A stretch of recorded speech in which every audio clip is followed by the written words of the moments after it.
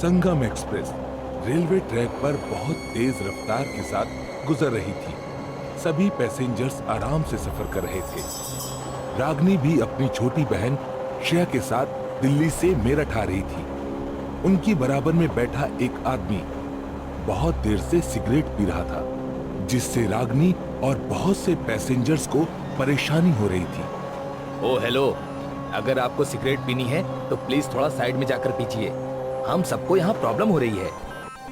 हाँ हाँ चला जाता हूँ, लेकिन ऐसे लड़कियों की तरह थोड़े से धुएं से घबराना अच्छी बात नहीं है।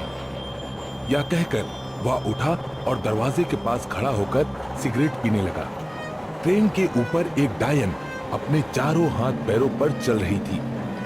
चेहरे पर एक भयानक मुस्कान थी। यह शोर उसी के चलने की वजह से हो रहा था। इतना शोर क्यों हो रहा है?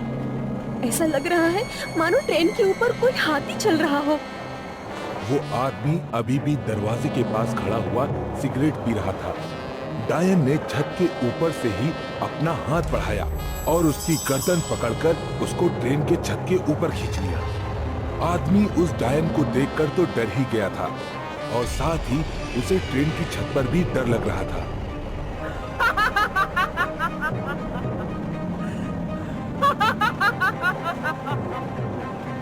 भयानक अंदाज से हंसते हुए उसने उस आदमी को चलती ट्रेन की छत से नीचे फेंक दिया।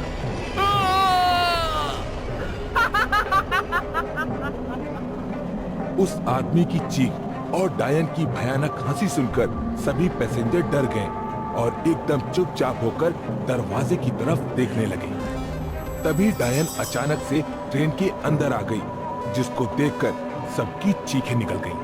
डायन ने कई पैसेंजर्स पर हमला किया। किसी की गर्दन तोड़ी तो किसी का हाथ तोड़ा और किसी की आंखें नोच डाली। इस तरह ट्रेन में अफरा तफरी सी मच गई। लोग इधर उधर भागने लगे। रागनी श्रेया का हाथ पकड़कर जैसे ही पीछे की तरफ भागी, डायन ने श्रेया का हाथ पकड़कर उसको अपनी तरफ खींच लिया। नहीं! रागनी अपनी जान की परवाह किए बिना डायन के पास गई और बोली, ये एक बच्ची है, इसको कहाँ ले जा रही हो? चाहे तो मेरी जान ले लो, लेकिन इसको छोड़ दो। यह सुनकर डायन ने रागनी का भी गला पकड़ लिया और उसको अपने करीब खींचकर उससे बोली, मुझे अपने बॉयफ्रेंड रोहित को इस ट्रेन में लेकर आना है। जिस दिन तू उसको यहाँ लेकर आएगी ना, उस दिन मैं तुझे इसको वापस कर दूंगी। यह कहकर उसने रागनी को धक्का दे दिया और श्रेया को लेकर ट्रेन से कूद गई। श्रेया! रागनी गुहार लगाती रह गई। उसकी आंखों से आंसू निकल रहे थे। पता नहीं वो श्रेया से वापस मिल पाएगी या नहीं। ट्रेन जब अगले स्टेशन पर उतरी तो सभी पैसेंजर्स तेजी के साथ ट्रेन से निकलकर जल्दी जल्दी भागने लगे। ट्रेन उसी स्टेशन पर खाली हो गई।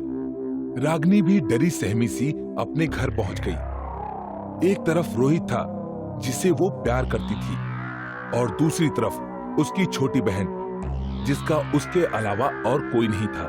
मुझे उस डायन की बात माननी पड़ेगी, तभी मैं श्रेया को वापस पा सकती हूँ।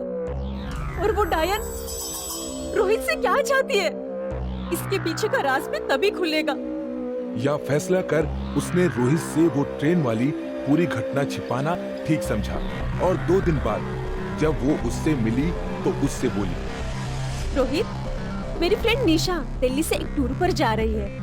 मैं सोच रही हूँ कि हम दोनों भी चलते हैं ना। ये तो अच्छी बात है। मैं भी काफी दिनों से बाहर घूमने नहीं गया।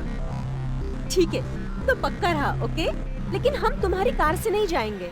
हम यहाँ से दिल्ली ट्रेन से जाएंगे और वहाँ से फिर निशा के साथ टूरिस्ट बस में। रोहित इसके लिए मान गया और फिर अगली ही रात दोनों दिल्ली के लिए निकल पड़े।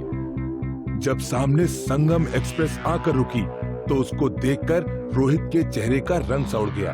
दोनों ट्रेन में चढ़ गए। उनके कदम रखते ही ट्रेन चलने लगी और उसने रफ्तार पकड़ ली। रोहित ने नोटिस किया कि ट्रेन में बैठे सभी पैसेंजर्स एकदम चुपचाप बैठे हुए हैं। इन सभी लोगों को सांप सूंघ गया है क्या?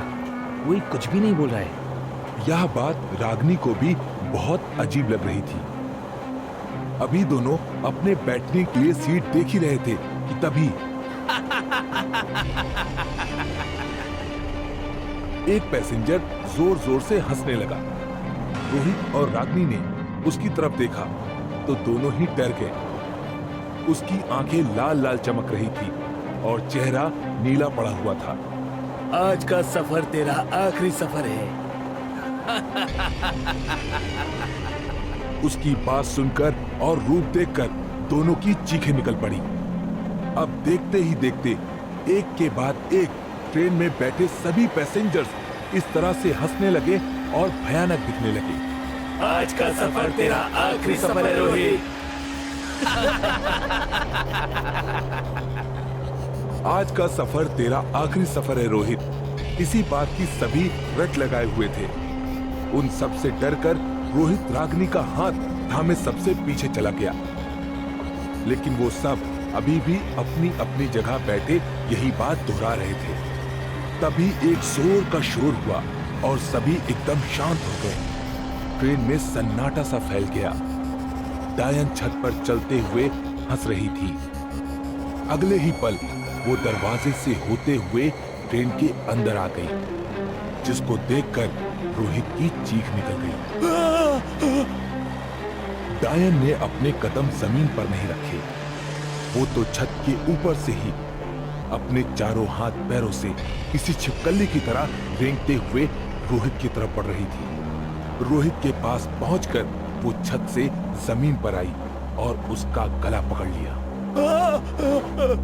मैं तुम्हारे कहने पर इसको यहाँ लेकर आ गई। अब तुम मुझे मेरी बहन से मिलवा दो।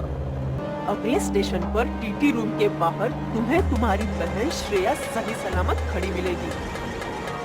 यह कहकर रोहित का गला और जोर से दबा दिया और वो फिर से चीख पड़ा।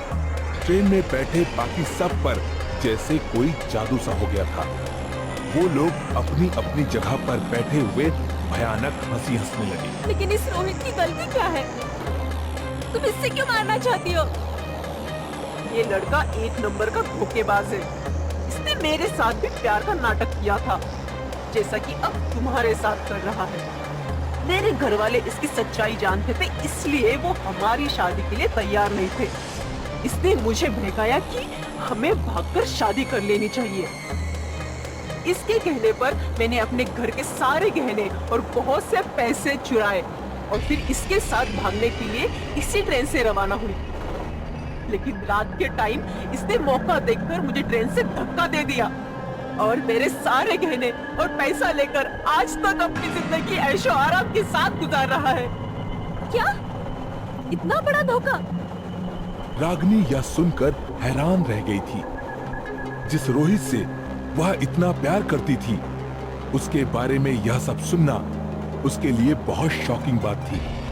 इतना कहकर डायन ने रोहित को जमीन पर पटका और फिर उसका पैर पकड़कर उसको घसीटकर दरवाजे की तरफ ले जाने लगी। उस टाइम ट्रेन जिस पुल से गुजर रही थी, उसके दोनों तरफ खाई थी।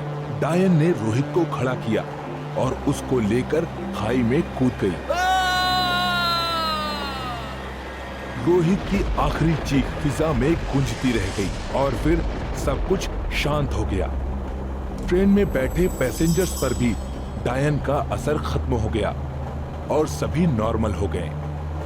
रागिनी की आंखों के सामने जो कुछ भी हुआ बहुत ही भयानक था, फिर भी उसने खुद को संभाल लिया। अगले स्टेशन पर जब ट्रेन रुकी तो उसको टीटी रूम के बाहर श्रेया सही सलामत खड़ी नजर आई। रागिनी भागकर उसके गले लग गई और फिर उसको अपने घर ले गई।